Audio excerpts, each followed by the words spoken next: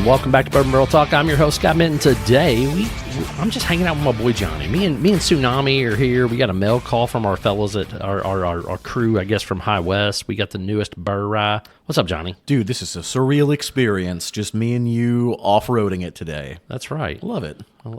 How do we get off-road?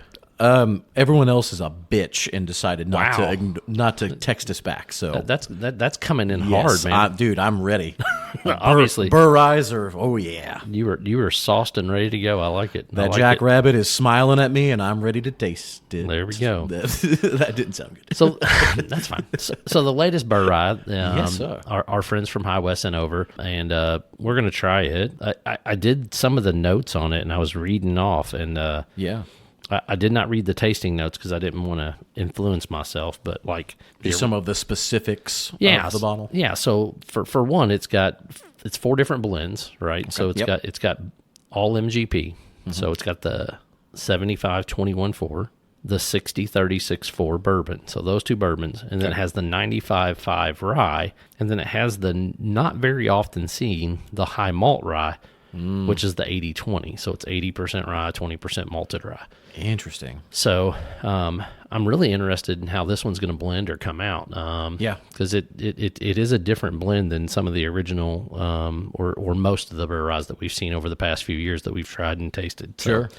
So, it's coming in at 101 proof, and the MSRP is $124.99. So we're going to try to get all of our related information based off that. This one is bottle 26A21, which means it was released on January 21st of 2026. So what do you got, man? And it is their limited release. So. It is their limited release. I love the color already. Ooh, noses. The nose is very fine. The nose is nice. That rye coming through. There's that slight bit of malt from that 80-20. I think I'm just getting on the nose. Yeah. Nice little malty. Kind of sweet, though. Sweet malt. It's super sweet. Like candy, There's a little bit of like a citrus note on the nose. Okay, I wasn't going to say fruit. I'm glad you said citrus. Yeah, it's almost lemony on the nose. It's going to sound weird because I guess it's because it's the combination. It doesn't smell it in a bad way, but it kind of like that lemony pledge type. Okay. Kind of fragrance. Sure. No, I'm on board with that. And then there's almost like not brown sugar, but almost molasses or yeah, I think more molasses. There's even like a spicy back note on there. Kind of reminds me of a root beery type note on the nose. Sarsaparilla, for sure. Root beery. Yeah, 100%. Some kind of weird like cola type thing. A root of some kind. Yeah, well, no, like a cola, but not like I said, it's like old world cola. Yeah, like old world, like root beer, sarsaparilla. Dude, I mean, it's got. Have you tasted it yet? No, I haven't tried it yet. Dude, the nose is just fire. There's even almost like maybe like a touch of raisin. Maybe this has got a lot on the nose. Yeah. Really every time I go impressive. back to it, it's something different. That's such an interesting combination, too. Does that change year to year? I meant to look up our previous episode to see what the specs on that was. I don't really remember. I think it does. I think they try to keep a common palate. Yeah. But the nose, I mean, it will change, I would assume based on the blend, obviously.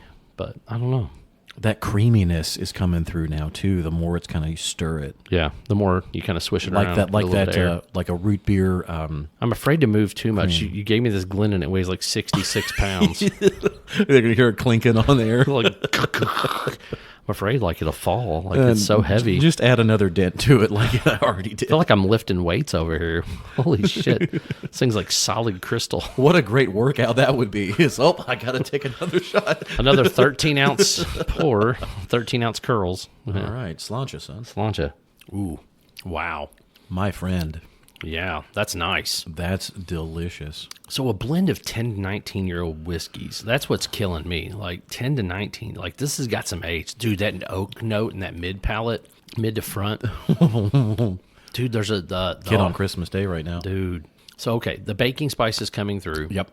That raisin that you talked about on the nose is definitely kind of sitting under the tongue. Yeah, almost like a raisin cinnamon bread. So without like the cinnamon, but like I don't like raisin bread. No, I guess typically has cinnamon in it. But have you ever had like peach bread pudding? Mm-mm. That's what this tastes like to me. Okay. So my one of my aunts, she was a big baker, and she used to make like this bread pudding, traditional like breads, brioche, all these other different things, and then she'd put peaches in it. Ooh.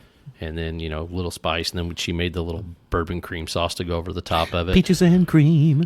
But that's what I'm getting almost like a peachy, like bready note to it. Mm. Ooh, I just went back to the nose on it, and that peach is coming through. Maybe because you said that. I'm influencing you. You're totally influencing. Dude. This is wonderful. My God. That is so flavorful. Man. Because everyone knows that I'm such a hoe for the midwinter drams, but I'd take that in a heartbeat. I'll tell you what. That's really good. So the Bourye Rise to me have been probably the best of the latest year's releases. Yeah. Not that the midwinters have not been good. They have. But I felt like, what was it, 10 year? Yeah. The 10 line was the white port that I collected the whole set of. Yeah. And I think some of those were a little off. Yeah. 11, I felt like it was starting to make a resurgence. So the 12 last year 12 was great. Was really good. But some of those earlier ones were a lot better. Absolute bangers, yeah. 1 through 7 were like just nuts. Yeah, they were so good, especially 1 and 2. Some of us were still in the womb when that happened. Yeah. So, No, you weren't. You just weren't drinking bourbon like I was back then. I had no access to it. You had access. You just didn't know about it, probably. You were more of a beer guy at that point still. Okay, before I forget this note, call me crazy, but you know how like a rock candy has a particular like sugared smell, but add almost like a ginger, like a candied ginger almost. Yeah. There's definitely like a candied flavor profile in there. Something, yeah. I don't know that it's ginger to me, but I know what you're talking about. Those little ginger candied little things. Yeah. But bread pudding, just on board. Just tastes like I'm in my grandma's kitchen and something just came out of her pocket. Like grandma always had candy in her pocket. And whether it be those little butterscotchies or the little whatever, grandma always had the little strawberry ones. Oh, even like the little bourbon barrels, like that were root beer. Oh. Dude, that's it. Okay. You're talking about that candied note. It was almost like that candied root beer note. Yes, like the really old school root beer suckers, but the little actual little barrels. Yeah, they were little barrels. Yeah. Oh, good call. Dude, you brought me to it. You said the candy thing, and I was like, dude, there it is. It's like a sarsaparilla. Are we actually agreeing on something for once? I don't know. It's because Barbara's not here trying to influence you. You're like, oh, Barbara said that. It must be right. I love Barbara. Hey, just because we appreciate mint a little bit more than you guys. The funny thing is this has just a hint of kind mint. Of yeah. It does. It's more filigree than mint, I would say, but dude, there's just so much going on. There's even like an underlayer of like almost like that oaky tobacco note that's kind of in that mid palate. But the hug is just wonderful. For 101, It's got just a beautiful hug. I would have thought that'd be closer to 110, 112, just on the proof side. Because it has that nice little bit of hello. Thank you for drinking me. 100%. Dude, this glass is amazing as well. I got to give Scott a shout out for my birthday. He got me this little true story. Don't be telling people I did stuff nice for you. People will start thinking I'm a nice guy. I am the face. I am the sexy face of this podcast. So yes, 100%. You got to keep me happy. Oh man, the nose. The nose, the palate. It all is still, after swirling around a little bit, it's still as impactful as when I first poured it. I like this, dude. It's a solid pour, man. It really is. There's just so much going on. Every single time I go back, take another little sip. The finish is just so long. Baking spice, a little bit of rye. Man. I always want to picture what persimmon would be, like a sweet persimmon bread or something. And I don't know if this is it or not, because now I'm thinking of the peach, and that's kind of at war with that mental image of it. Yeah. But whatever it is, this is. I mean, it's pretty warm outside, and I'm still, but I'm not sad about drinking something that's got that little bit of heat, a little bit of spice. In the middle of the winter, this would be insanely good. Yeah, nice little cool evening, but sitting out by the fire. It's still cool enough by the evening still. No, 100%. You can enjoy this. Yeah. I enjoy whiskey in the middle of June and July. I'm one of those weirdos where people are like, why aren't you drinking beer? I'm like, because whiskey still tastes better. It does. You can call me whatever you want to call me. Call me weird. Call me, I don't know. They call me a lot of weird things. You said that one of the... So, was the 18 or the 10 to 19 year, right? Yeah, correct. It's a blend of 10 to 19-year-old Is that whiskey just because whiskey? it's bourbon and rye. Oh, so it is. Okay, I was going to ask, is that including the rye as well? Okay. So I would assume that the rye is probably the older part. Yeah. Typically, they're not going to put that old of bourbon in there. But then again, I mean, like, good Lord, the bourbon is 10 years old. I mean, so if it's a blend of 10 to 19-year-old juice, I mean, it's already coming out strong if it's a 10-year, and then adding that 19 on top of it is glorious. And that's where that oak is coming in so nice. And like I said, that cola note, like that root beery, sarsaparilla, the peaches. It's got that chewiness too that I'm getting now. You had said earlier that kind of that leathery, like draw long finish, and I'm getting that even more so. Oh, ooh, the color on it's beautiful. It's got really good legs. It does. It does. All right, let's see here. I love the little jackalope. The jackalope's awesome. Love the little jackalope, dude. What if you were like out in the woods and you were just drinking this bottle and then you see one and you're like, oh my God, it's a majestic jackalope. But then it's like an actual chupacabra and it just tries to kill you. I guess you go out with a great bottle. Only you would be like, it's a chupacabra. After it turns out from being a jackalope, it emotes into only you. It is. It's like the happy tree friends of bourbon and rye. Oh man, I could swim in this, dude. It's so good. It's got so much going on. It's crazy. Now, I never see these in our area. I don't think I've ever seen one actually on the Really? store. Have you? Yeah, it's been a couple times. Now, usually when they go in, they sell out pretty quickly. Cheers, State Liquors. There's a couple other places that are kind of out and about. So I've seen them at Liquor Barn once or twice. But you know, the MSRP, like I said, it's $124.99. So the premium is going to be pretty high. It's a premium, right? So it's not going to be for somebody that's just going out trying something. But like, I mean, when you sit back and think about it, though, like 10 to 19-year-old whiskey, like that's a value at that price point. The complexity of flavor is still there after 10, 15 minutes of sipping on it. It's wild. A lot of times it goes away for me. That's delicious. It is really good. All right. I wonder what their tasting notes say. Let me pull up my thing here and get it away from the old thing here so my phone doesn't mess up. I'm going to thumb through the back of the label and just see if it has any notes as well. All right. Ooh, this has got all kinds of stuff around here. So on the nose, it says you should have some candied lemon, apricot jam, so peachy. Yeah. Okay. Yeah. Yep. Shortbread, caramel macarons. I don't even know what this word is. Famusi spice cookies. PFEFFEMUSSE. No. Yeah. Some German spice cookie. Okay. Toasted cinnamon. Yeah. Dried ginger, which you said. Oh yeah.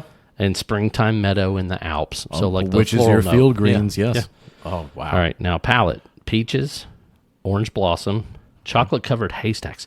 You know, it's funny. I got a darker note in there, but I would not have put it on chocolate. I was just thinking it was something more robust. That's weird. Yeah. Let's see here. Molasses biscuits, brown sugar, bacon, black licorice, sarsaparilla, lavender, warm buttered leather. Warm brown leather. Buttered leather.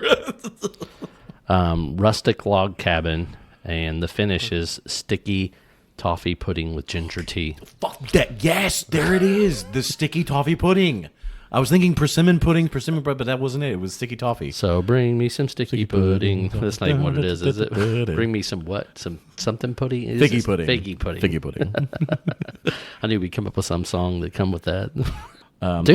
So we didn't get them all, but we got a lot. We got several, but that is a huge list. That someone had a good time narrowing that list down. Oh, 100%. That's quite a bit. Yeah, Isaac or what? Good Lord, why can't I think of Tara, or Isaac? One of them had a creative time of getting all those tasting notes in there. So on the back of the label, it says overflowing with rich flavors of orange cream, anglaise drizzled over dark chocolate ginger cake with notes of espresso on the finish. Huh. So see, chocolate, and then that one says espresso. So it's weird. So like tasting notes are done by different people, and they give it to you. You know, the tasting notes I got came from, you know, whatever the marketing company was. So it's always weird how, you know, everything's always a little bit different. I don't think there's any way you could not enjoy this. If you are a neat drinker, if you enjoy a little bit of ice or on the rocks, if you're making some kind of old fashioned, it's really, really wonderful. Are you gonna? I'm gonna drop a cube in here,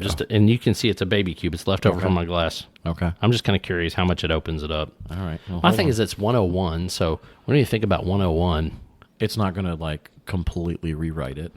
Well, it shouldn't, but also 101 is already like a lower proof. But like I said, that hug, and you said it. You know, it almost drinks a little warm. Yeah. For 101.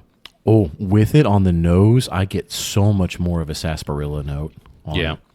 It does open up the rye, though, too much, I think, with the water on the palate. I think this is definitely a neat pour. Oh, yeah, for sure. Yeah, I think you lose some of the complexity. It kind of waters down the complexity, for sure. Yeah, no, I would say S plus ranking, neat, with the water. Are we doing the internet rating S through F or whatever? Yeah. Just throw it out there, make it a little different. I didn't know that this was a thing until recently. I saw somebody was like, "We're gonna rate America's cheeseburgers on the internet rating," and I was like, "Oh God, what are you like?" And they were all fast food restaurants, and I was like, "Oh my God." Like S tier, blah blah blah, A tier, B tier, you know, and I was like, "Good Lord, I did not know this was a thing." So I guess it's a program, and I saw it on YouTube because a lot of the people that I follow that are book talkers, you know, they do their S ranking right above the A's, and S is just like creme de la chef's creme, kiss, right? Yeah. Which I would say this is hands down an S ranking. It's a pretty solid it's ranking. It's good. Yeah. And then there's that bottle, that sexy bottle I love so much. Yep. Yeah. Yeah. They the attention to detail is always good. Yes. I'll be honest with you, the one thing, and this is being so nitpicky, cork? is the cork. Yeah. The cork. Yeah. Like the cork could and the funny thing is for the cork for the one that was Amberana tequila or whatever that one that we tried. Oh, the Anejo one. Yeah. Or the, oh gosh, I know the name of that because I drank all of that. Casa. Yeah. Whatever. Anyway, we should know this. We should know it. Anyway, but the Casa, like that one had the little medallion. Yeah, Casanoble. Yeah, the Casanoble had the medallion in the top. Yes. Just something a little extra, you know? Yeah. For that price point, maybe even just like, you know, little tiny jackalope chupacabra in the middle there. Maybe I tell you, maybe they should go full on Blanton's and just turn it, put a little jackalope on the top, like a little brass top. That would be something. And then it could spell out Bourye, then people could collect it. So, if you're listening, I'm just gonna text or call Tara Isaac and be like, "Hey, this is just an idea. We have this great idea." No, thank you for the mail call. Wonderful bottle. If you all are out and about and you see this on the shelf, this is a buy. Absolutely. Yes. If you want to find Bourbon Barrel Talk, you can find us on Facebook, the Instagram, or the X. Make sure you hit the subscribe button. That way you get these episodes as soon as they drop on Sunday mornings at 6 a.m. If you have any questions, you can email them to bourbonbarreltalk@gmail.com, or you can send them through Messenger on Facebook or Instagram. I think that's it. Matter of fact, post or share an episode and tag one of the crew in there. We'd love to do that. We'd love to see that. This is Scott, Johnny Tsunami, signing off. Peace. Stay sexy.